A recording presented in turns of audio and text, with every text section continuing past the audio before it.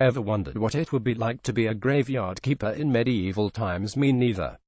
Despite our apathy towards experiencing such a profession in what can only be described in very dark times, Lazy Bear Studios has seen fit to make Graveyard Keeper. This is a game that places the player in the unenviable role of the keeper of graves in a town that is beset by supernatural occurrences that you, as the keeper, must avoid or indeed overcome in order to keep living. So Graveyard Keeper is a survival game that features a lot of building mechanics that center on the disposal of dead bodies. Celebrating the mundane is at the heart of Graveyard Keeper. It plays into the concept of, rather than going on adventures seeking fortune, the player acts as a clean-up crew to the piles of bodies left in a hero's wake as they make their way across the land, apparently saving it. Success is measured against still being alive and having enough money to buy a pint of ale at the end of the week. These problematic bodies can be harvested for resources such as blood and organs, some of which the locals may have a use for. If there's a market for it, then you can exploit it. Yes, there are some ethical issues here, but these people are dead right. It's not as if they're going to need that spleen now, is it? I played an early version of Graveyard Keeper at PAX West 2017, which was being shown off at Tiny Build's impressive booth there.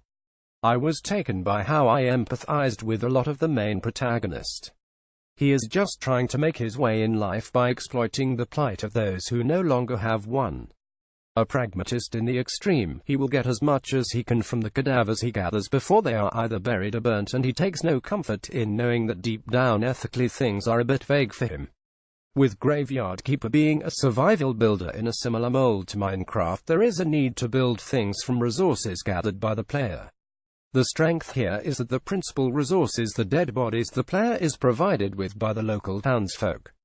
This provides a focus to the player that other survivor builders fall foul of, as there is a risk of there being too many resources to draw from and too many items to make. This restriction was actually liberating for me while I played through the initial area of Graveyard Keeper, as it allowed me to make very linear choices as to what to do next. If you take a look at the screenshots that litter this preview, you'll see how Graveyard Keeper resembles a SNES, a Mega Drive game. Don't let that fool you, as once you see it moving, it is far removed from those 16-bit platforms, as it's free from flickering and is very fluid in its animation.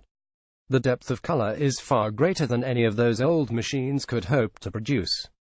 I really enjoyed playing Graveyard Keeper and am looking forward to its release on Xbox One and Windows PC next year.